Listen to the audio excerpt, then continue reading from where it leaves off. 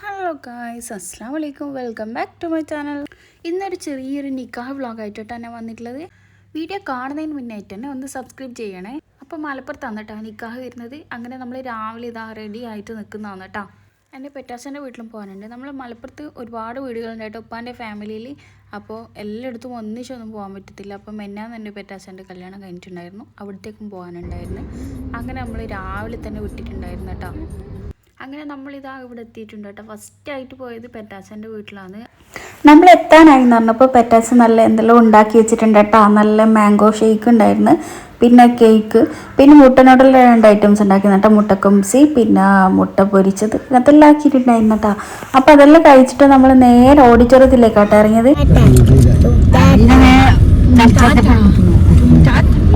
അങ്ങനെ നമ്മളിതാ ഓഡിറ്റോറിയത്തിലേക്ക് എത്തിയിട്ടുണ്ട് കേട്ടോ. അപ്പോൾ നിക്കാഹാണുള്ളത്. നിക്കാഹിൻ്റെ ഒരു ഫംഗ്ഷൻ ആട്ടോ വെച്ചിട്ടുണ്ടായിരുന്നത്. കല്യാണം 1 ഇയർ എന്തോ കഴിഞ്ഞിട്ടാണ്. അത് നമ്മളിതാ വന്നിട്ട് ഫുഡ് കഴിക്കാൻ വേണ്ടിയിട്ട് ഇരുന്നിട്ടാട്ടോ. നല്ല ബീഫ് ബിരിയാണി ആയിരുന്നു, പിന്നെ ചിക്കൻ ഫ്രൈ ഉണ്ടായിരുന്നു, പിന്നെ അച്ചാറ്, സാലഡ് എല്ലാം കൂട്ടി കഴിച്ചു.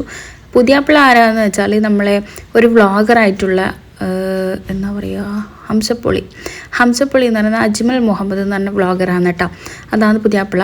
പെണ്ണിൻ്റെ പേര് ഷംന എന്നാണ് കേട്ടോ. അതായത് എൻ്റെ ബ്രദറിൻ്റെ വൈഫിൻ്റെ പെറ്റാച്ചൻ്റെ മോളായിട്ട് വരും.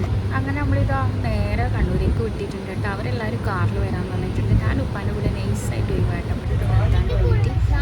അങ്ങനെ ഇതാ അയവക്കും ഈസാണ് നല്ല കാര്യമായിട്ടുള്ള വർത്താനത്തിലാണ്. അപ്പോൾ ആദ്യം ഇവിടെ കുക്ക് ചെയ്യാൻ